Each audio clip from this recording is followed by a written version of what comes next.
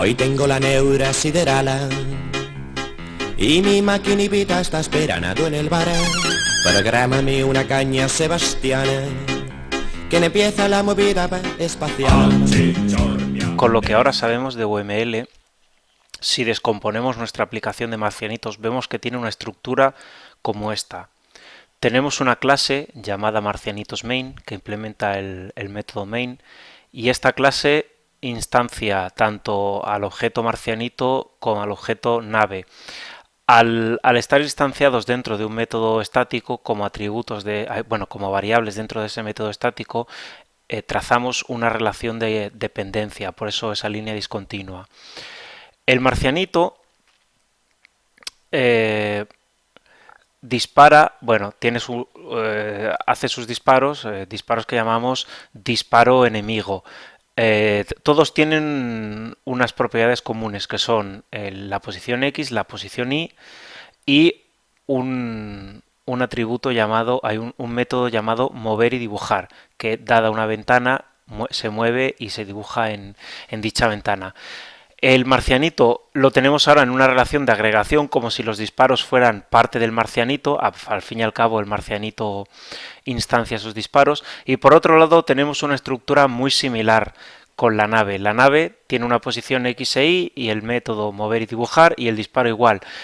Y tal y como lo tenemos ahora, el disparo es parte de la nave, en cuanto a que es instanciado de la nave, es instanciado por la nave y está guardado en un array list o en un conjunto que es un atributo de la nave. Esto es realmente un diseño nefasto. Era el diseño que teníamos hasta ahora, que no sabíamos ni herencia ni polimorfismo, pero ahora que sabemos algo más, vamos a tender a otro tipo de diseño. Lo primero que vamos a hacer es, puesto que tanto marcianito como nave, como disparo enemigo tienen un método en común que es mueve y dibuja, al fin y al cabo son objetos que se están moviendo por la pantalla, vamos a crear una interfaz común. En este caso va a ser una interfaz que voy a llamar, por ejemplo, objeto móvil. Entonces, en el paquete marcianitos, por ejemplo, creo una nueva interfaz a la que llamo objeto móvil. Y esta interfaz, objeto móvil, tendrá el método mover y dibujar. Al fin y al cabo no hago más que, mueve y dibuja. Pues vengo aquí, lo copio mismo y copio el método mueve y dibuja. Vale, ahora lo que haré será simplemente todos los métodos todas las clases que implementan este método las crearé como interfaz, o sea, como que implementa la interfaz objeto móvil. Para todas haré exactamente lo mismo. Todos los objetos móviles implementan esta interfaz, la nave, el disparo y el disparo enemigo. Si quisiera añadir nuevos objetos móviles, pues solo tendría que crear clases que implementaran esta interfaz. ¿Qué ventajas tiene hacer esto? Porque en realidad no he hecho nada, nada que no tuviéramos ya de código. Ya tenía unas naves que implementaban el método mueve y dibuja. Lo único que pasa que ahora he definido una interfaz común y he dicho que esas clases implementan esa interfaz común. Esto lo que me ayudará es a desacoplar todas las clases. Antes tenía, si quería mover disparos enemigos, pues tenía un hashset, por ejemplo aquí, de disparos enemigos en la clase marcianito. Si quería mover naves, pues tenía un hashset, en este caso, de disparos comunes. Si quería mover tanto la nave como el marcianito, pues en el main tenía que tener un hashset de marcianitos y por otro lado un objeto nave.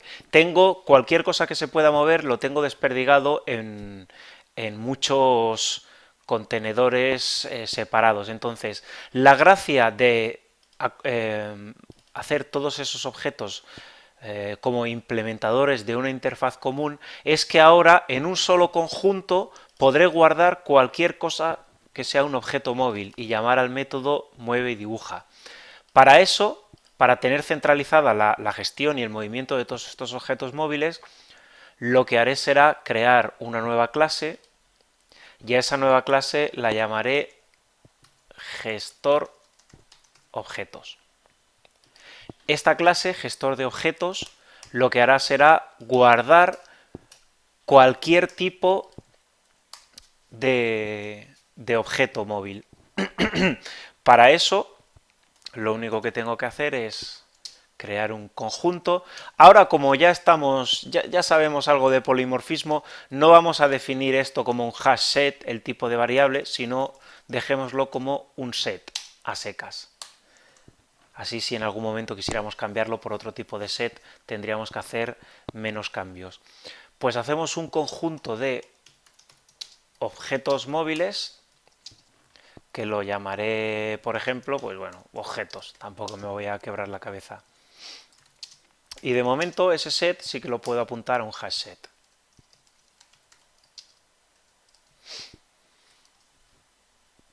Aquí lo tengo. Necesitaría también crear métodos para gestionar los objetos que vienen aquí. Bueno, estos métodos no serán más que un método público al que yo llame añadir, el cual añado un objeto móvil,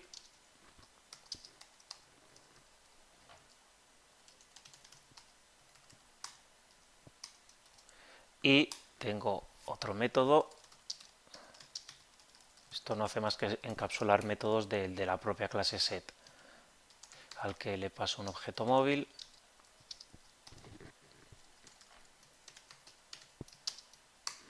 y ya está. Vale, ¿qué gracia tiene esto? Bueno, primero, por un lado, yo ya no necesito tener, por ejemplo, aquí un hash set de disparos enemigos, ni un hash set de disparos, ni por otro lado, por ejemplo, un hash set de marcianitos. No tengo que tener tantos hash set. Estos son muchas relaciones, al fin y al cabo, gestionarlos por separado puede ser lioso. Yo ahora lo único que tengo será un gestor de objetos. Este gestor de objetos, que englobará todos los objetos de la aplicación, bueno, como el gestor los engloba todos, solo necesito un solo gestor de objetos para la aplicación. Entonces vamos a hacer lo que se llama un singleton, es decir, un patrón de diseño que nos permitirá tener solo una instancia de una clase, y esa instancia de esa clase, en este caso el gestor de objetos, esta clase es accesible desde todo el programa, de tal manera que puedan añadir objetos al gestor de objetos, la nave, el marcianito o cual sea, o cualquier otro elemento que pueda añadir más tarde al programa. Entonces, para hacer un singleton, ¿no?, se escribe así, singleton, lo primero que necesito hacer es que este gestor de objetos sea instanciable, no sea instanciable desde ningún punto del programa más que desde la propia clase. Entonces, para eso hago un constructor privado. Ya está, tengo un constructor privado. Entonces me diréis, pues si el constructor es privado, ¿cómo lo instancio este objeto? ¿Cómo lo instancio para poder acceder a él desde otros puntos del programa? Pues lo que haré será crear una constante pública y estática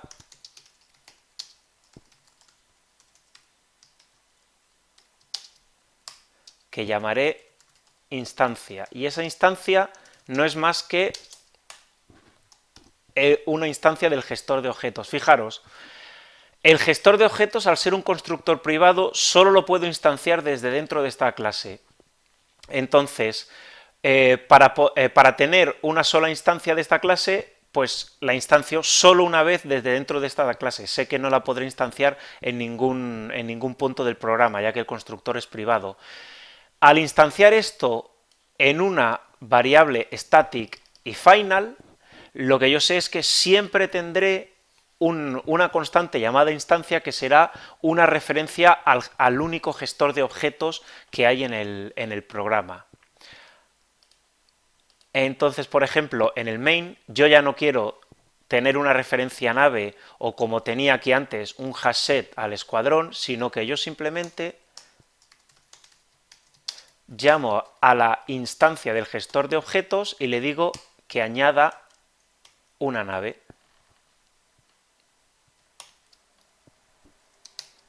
Fijaros.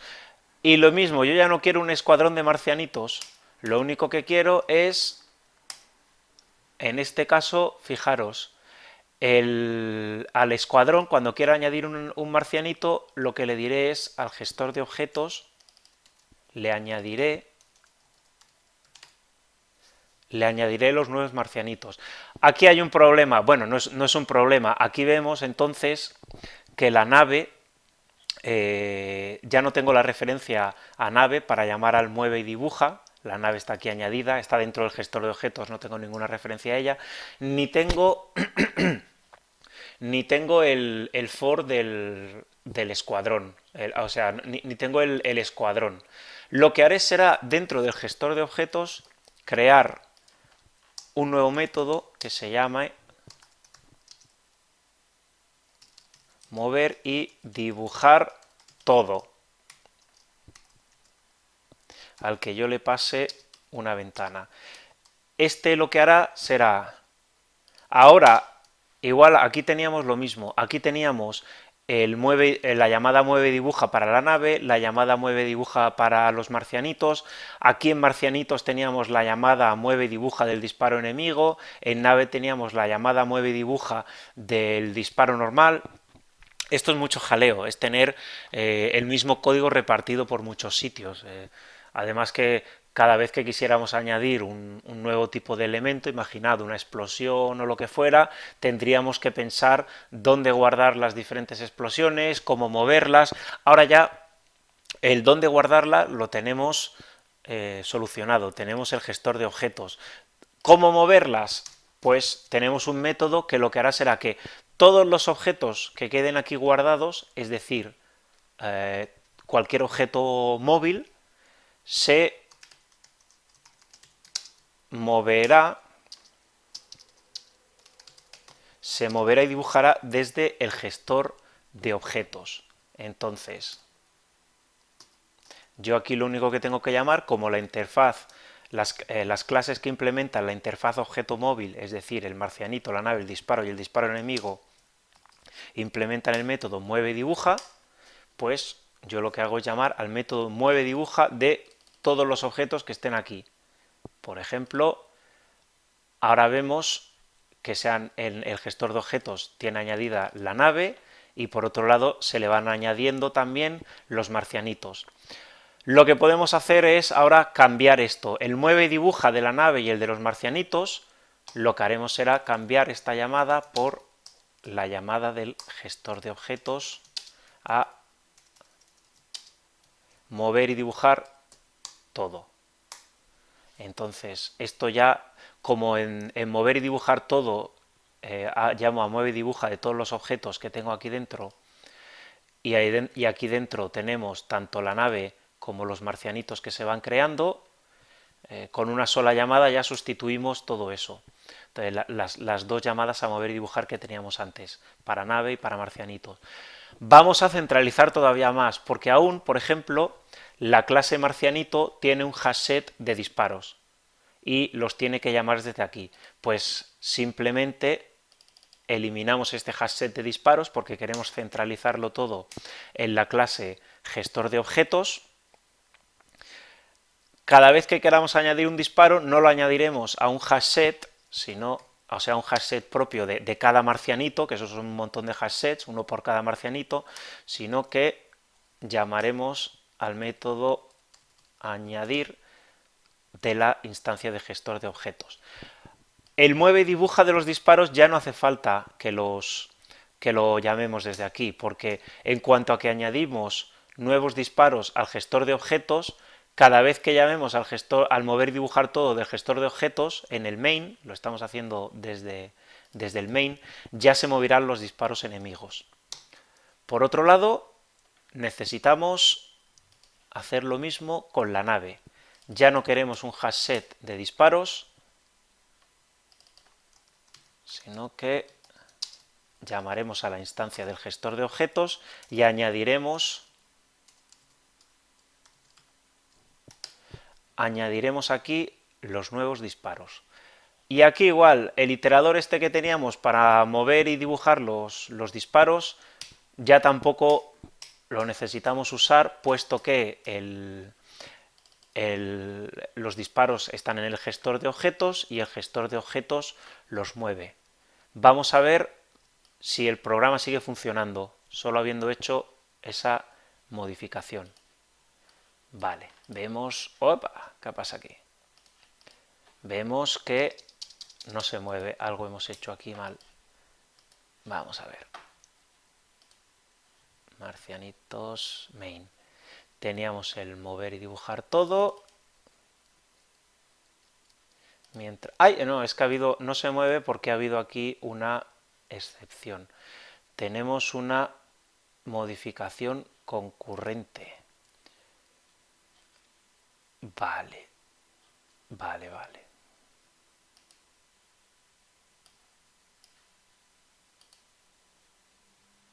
Bueno, eso era un error. Esto es un error de concurrencia. ¿Por qué pasa este error de concurrencia? Fijaros, Concurrent Modification Exception. Muy bien, esto es un buen error.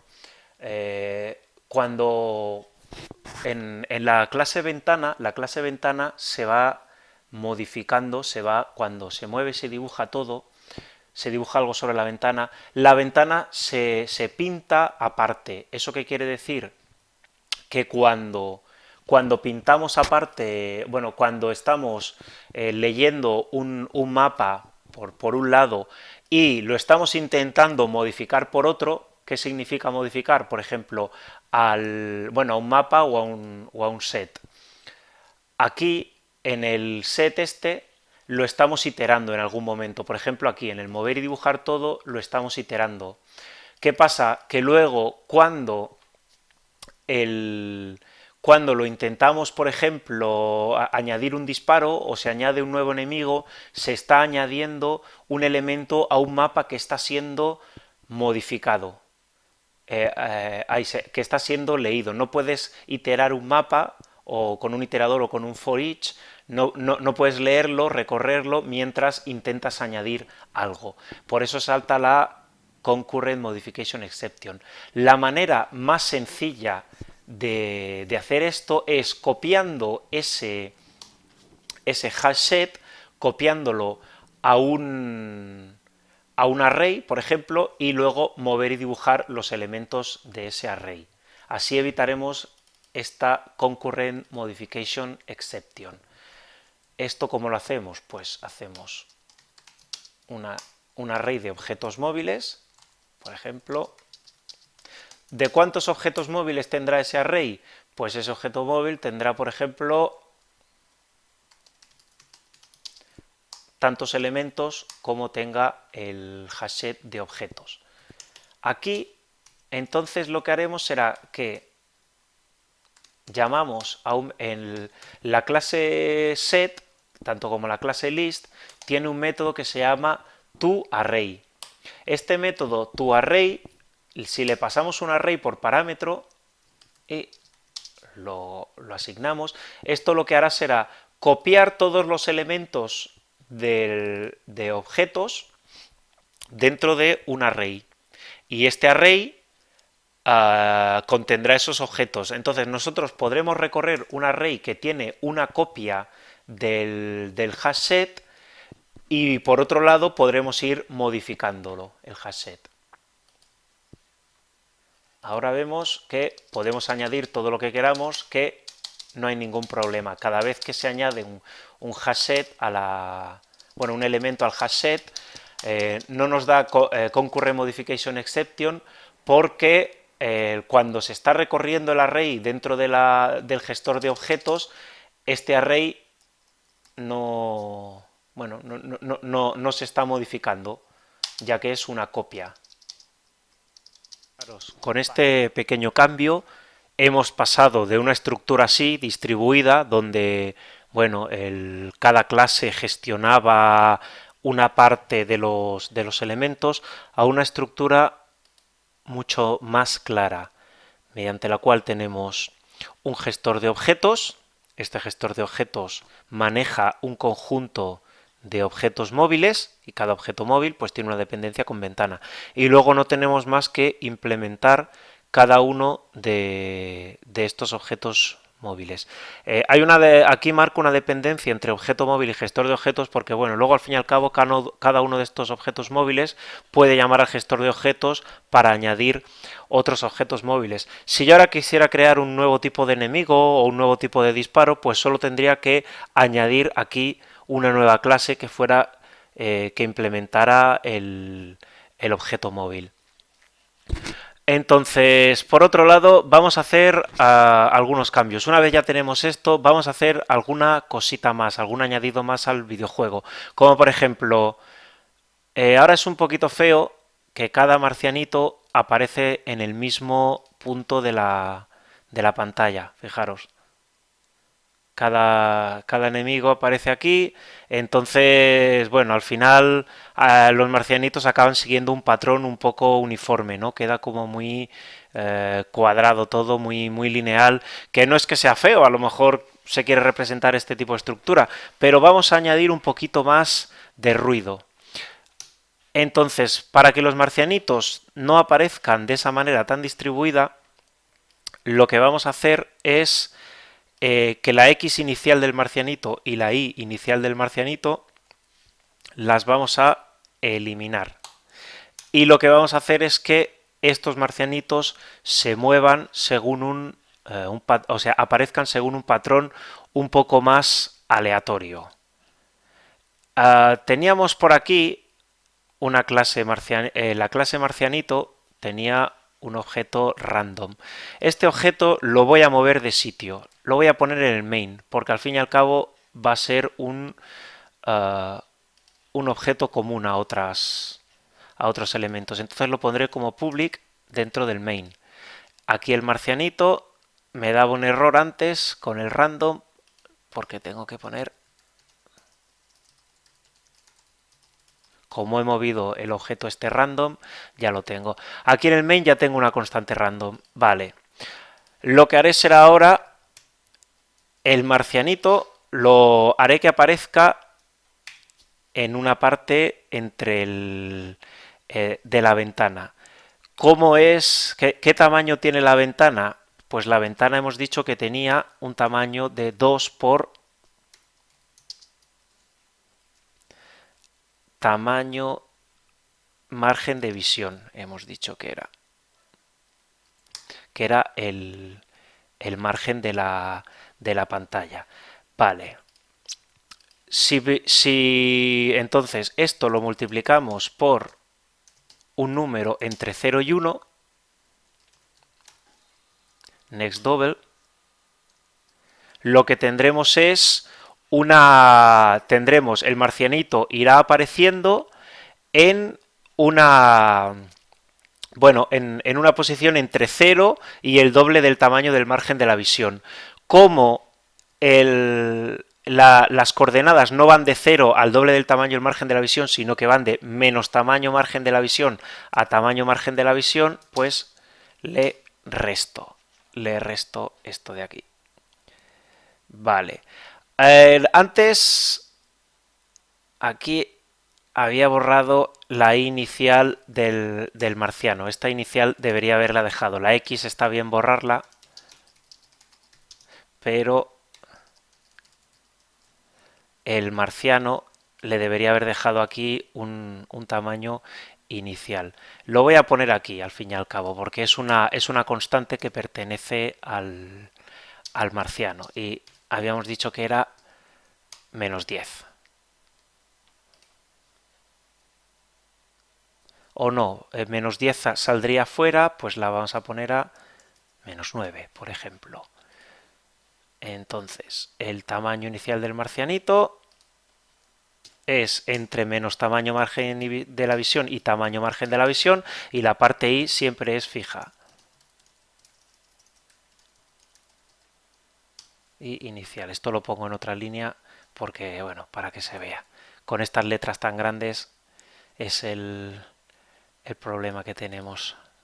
Son letras grandes, no podemos ver todo el código en la... Pero bueno, lo he hecho así. El constructor al fin y al cabo le he dado una posición entre una y otra. Vamos a ver ahora. ¡Ay! Me he equivocado. Los he puesto demasiado abajo. En la I inicial del marcianito he puesto que es menos 9 cuando en realidad es 9, ya que cuenta hacia arriba. Vale, ahora sí que aparecen aquí. Bueno, aún así aparecen un poquito mal. Vamos a hacerlo en 10, como lo habíamos hecho al principio. En la posición 10. Bueno, ahora sí, ahora aparecen en el borde de la pantalla.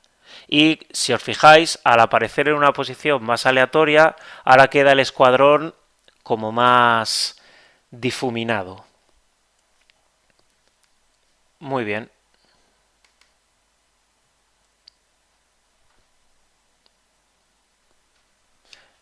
Vale, ya lo tenemos. Ahora, otra cosa que podríamos hacer, por ejemplo, es que cuando la nave colisiona, cuando la bala colisiona con los marcianitos, pues que los marcianitos se mueran, ¿no? Desaparezcan. Entonces vamos a hacer una nueva... Bueno, vamos a pensar cómo haríamos la colisión entre tantos elementos. Vamos a sacar esto y vamos a dibujar un poquito aquí. Por ejemplo, por un lado tenemos el marcianito, perdonadme que sea tan cutre, ¿no? Este marcianito tiene en el centro tiene una posición X y Y. Este es el centro del marcianito. Y luego el marcianito, además, al ser circular, tiene un radio. Por otro lado, tenemos el disparo. El disparo también tiene una posición X e Y y por otro lado también tiene un radio. ¿Cómo detectar la colisión entre el disparo y el marcianito no será más que detectar que la distancia entre las coordenadas de X e Y de los centros es menor que la suma de los radios tanto del disparo como del marcianito. Si la suma de los radios es mayor que la distancia entre los puntos, quiere decir que colisionan. Y si la distancia entre los puntos es mayor que la suma de sus radios, quiere decir que no colisionan. Para esto, lo que haremos será que cualquier clase que pueda colisionar con otra, en este caso, por ejemplo, los disparos con los marcianitos, implementen una nueva interfaz. Esta nueva interfaz la vamos a llamar colisionable, que en realidad no será una interfaz, será una clase abstracta, porque vamos a implementar en esta clase abstracta vamos a implementar el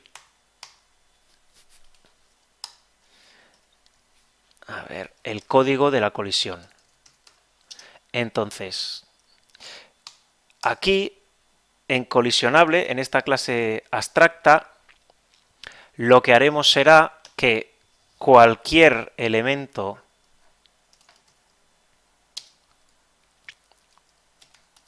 cualquier clase que implemente esto, pues tendrá un elemento llamado X, ¿no? Como la nave al fin y al cabo, pues que tiene getOX, getOY, el centro X y el centro Y. Pues haremos también, esto lo pasaremos, el código este, aquí, que se tenga que implementar aquí, en el objeto móvil o en lo que... no, en el objeto móvil no, perdón, en el colisionable. La marcamos como abstracta.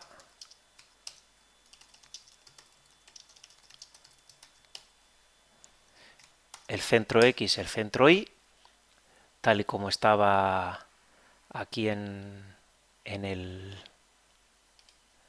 la nave, que centro X, que centro Y. El disparo también debería tenerla, deberá implementarlas tarde o temprano. Entonces, a ver, lo que haremos es, obligamos a que cualquier clase que implemente colisionable, bueno, que sea subclase de colisionable, haga esto. Esto, si lo hiciéramos así, deberíamos poner la clase colisionable como una clase abstracta. Lo que pasa que vamos a hacerle vamos a añadirle cierto código a la clase abstracta colisionable. Entonces, no es mejor, no lo haríamos como una interfaz, ¿no? Que al fin y al cabo las interfaces definen métodos sin...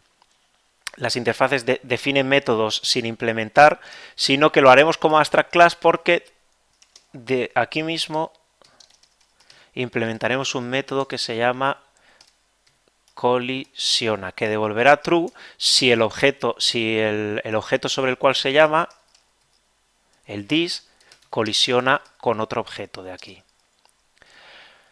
Vale, entonces, ¿cómo detectamos si el dis colisiona con otro objeto?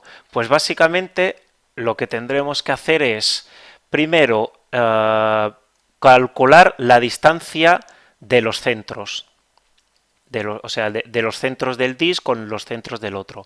Esto será, calculamos la distancia sobre el eje X, es...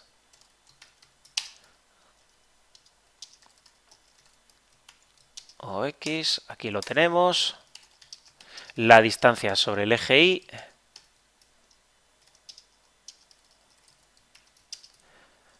y entonces la distancia sobre el espacio euclídeo será la raíz cuadrada de los cuadrados de la parte X y los cuadrados de la parte Y. Es siempre más rápido el cuadrado, más que llamar a la función power de math, es siempre más rápido multiplicar por sí mismo. Si esta distancia es menor a la suma de los radios, es decir, getr más otro punto getr, quiere decir que colisionan. Al fin y al cabo, hemos hecho lo que decíamos antes. Calculamos la distancia de los centros y la comparamos con el tamaño de los radios. Si esta distancia de los centros es menor a la suma de los radios, quiere decir que los dos elementos colisionan. Entonces, hemos hecho esto como una clase abstracta en vez de como una clase, como una interfaz, porque esta clase tiene código. De todas maneras, no es la mejor manera de implementar esto. Por eso antes se me ha ido he tenido un lapsus y he dicho íbamos a hacer una interfaz colisionable. Porque en realidad, en cuanto a que los marcianitos y las naves y los disparos no tienen una relación de herencia tan conceptual, hubiera sido mejor usar una interfaz. El problema es que, claro, la interfaz no tiene el tipo de... Bueno, no podríamos meter código. De todas maneras, eso se puede hacer de otra manera. Si os recomiendo que miréis un libro, os lo escribo aquí mismo, un libro llamado Head First Design Patterns. El primer capítulo habla sobre algo llamado Composition over Inheritance. Esto nos ayudaría a hacer un diseño mejor de los colisionables, definir la clase colisionable como una interfaz y luego tener el código de la colisión por otra parte sin necesidad de andar repitiéndolo. El que quiera ampliar y el que quiera saber más sobre hacer buenos diseños de Java, les recomiendo mucho este libro, que es un libro muy ameno, y en este caso podría mirar el capítulo 1 para hacer un mejor diseño colisionable. Como esto es un curso de primero, nos vamos a tomar la licencia de hacerlo de una manera menos buena. Entonces ahora, cualquier cosa que pueda colisionar con otra cosa, tiene que implementar la interfaz colisionable. Vale, vamos a ver entonces. Entonces, hemos dicho que de momento los disparos pueden colisionar con los marcianitos. Lo que haremos será entonces hacer que el disparo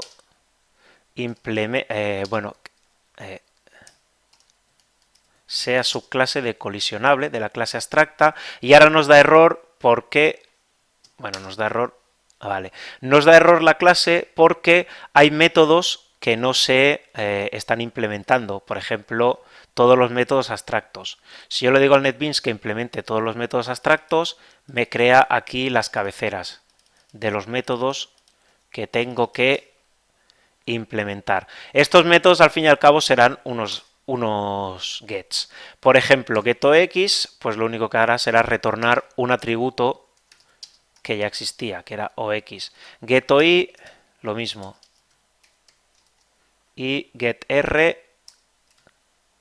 debería retornar el radio, que en este caso es la constante radio. Vale, entonces ahora mismo la clase colisionable, cuando quiera comprobar la colisión, llamaría al getOx, getOi y getRadio de las clases que la implementan. Lo hemos hecho para disparo, ahora deberíamos hacerlo también para marcianito. Entonces, también aquí haremos extends colisionable.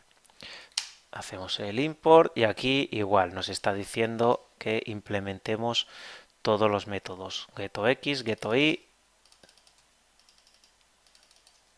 y getRadio.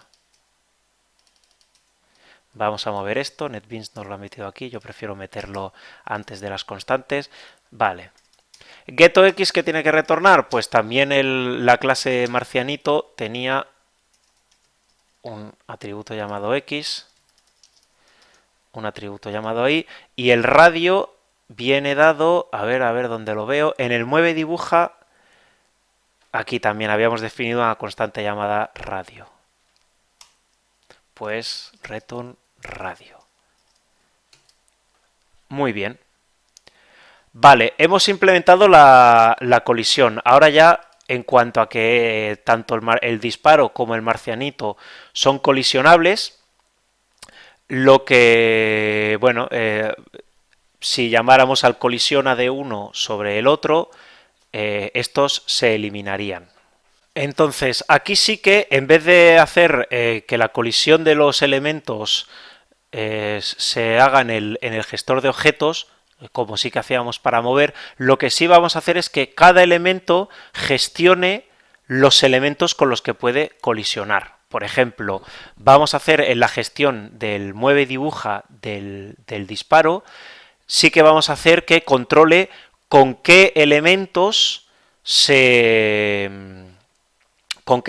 puede chocar. Entonces, aquí lo que haremos será que para todos los objetos móviles que hay, ¿dónde están estos objetos? En el objeto móvil. Se los pediremos. ¿Cómo le pedimos los objetos al objeto móvil? No le pediremos al objeto móvil, al gestor de objetos, no le pediremos los objetos móviles como un set directamente, porque esto traería problemas para modificar el set mientras se va leyendo, sino que le pediremos una copia de los objetos móviles en un array. Por ejemplo, lo llamamos array, get array.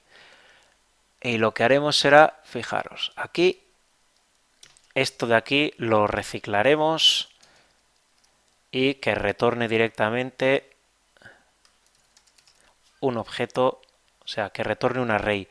Aquí llamamos a getArray directamente. Hemos dividido lo que antes teníamos en un método, lo hemos dividido en dos. ¿Por qué? Porque ahora el getArray lo usaremos aquí también. Entonces, al gestor de objetos, a la instancia, le pedimos un array con todos los objetos. Este array, pues no tendremos ningún problema en modificar el gestor de objetos mientras usamos el array, porque al fin y al cabo esto es una copia. No tendremos un problema de concurrent modification exception como teníamos antes. Vamos a ver entonces si como el disparo es un colisionable, pues lo que podemos hacer es, vamos a hacerlo mal primero, ahora os digo por qué. Si esto colisiona con el objeto móvil que estamos comprobando, pues que el gestor de objetos le pedimos que elimine tanto el disparo como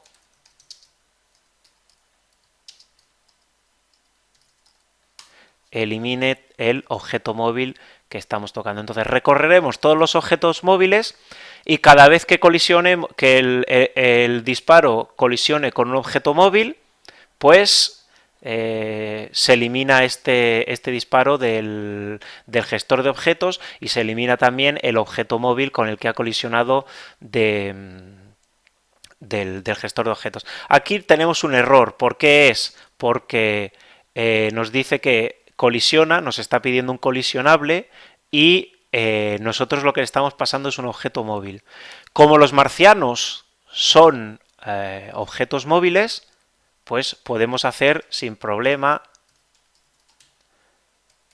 un class casting, ¿no? Decimos, no, este objeto móvil es un colisionable, este marciano es un colisionable, porque sabemos que la clase marciano es colisionable. Pero aquí ahora hay otro problema. Fijaros, si yo ahora hago esto, intento ejecutar, esto ha petado. Cuando he disparado, en cuanto he disparado, ha petado. ¿Por qué? Me está diciendo class cast exception. Fijaros, disparo enemigo no puede ser, no se puede hacer cast a colisionable. ¿Esto por qué es? Viene básicamente a ser porque en el gestor de objetos hay muchos objetos que no son colisionables, como por ejemplo el disparo enemigo o la nave. Nosotros solo hemos hecho que sea colisionable el marcianito y el disparo normal. Lo que tenemos que hacer antes de hacer el class cast es asegurarnos que realmente esto es un colisionable, es un marcianito. Solo queremos además que colisione con marcianitos, no con otros futuros objetos colisionables. Lo que tendremos que hacer entonces es, además de esto, asegurarnos que el objeto móvil este en concreto, el OM, es instancia de marcianito. Ahora no hay ningún problema. Aquí lo hemos hecho, lo hemos agregado. Ahora no hay ningún problema porque si este objeto móvil no es una instancia de marcianito, esto no colisiona, o sea, nunca se hace el class cast para comprobar si se colisiona ni siquiera, simplemente se ignora. Vamos a ver ahora cómo funciona esto. Vale, ¿veis? Esto choca con los disparos normales, que son también objetos móviles, pero ni siquiera se comprueba, porque solo hemos dicho que se compare con los marcianitos. Y sí que vemos que cuando el disparo toca a un marcianito, estos marcianitos se eliminan. Se elimina tanto el marcianito como el disparo. Fijaros, el disparo desaparece también. Bueno, ya tenemos bastante avanzado el juego, ¿no? Ahora nos faltaría que nos mataran, que fuera un poquito más divertido, porque mirad qué aburridas son estas balas, ¿no? Tan previsibles, todas a la misma velocidad en vertical. El juego es muy fácil y es puede ser un poco aburrido. En la siguiente entrega ya no introduciremos ningún concepto nuevo de Java, no introduciremos excepciones ni nada parecido, pero sí que acabaremos ya el juego añadiendo, pues bueno, un poquito más de diversión. Por ejemplo, algunas explosiones cuando un marcianito choca con otro, que las balas te puedan tocar a la nave principal, que se muevan por ejemplo, que se muevan en diagonal, que persigan a la nave, no sean meras balas verticales, pero todo esto ya lo veremos en la próxima entrega. Peligro de contagio, marcianitis total. No puedo resistir la marcianitis.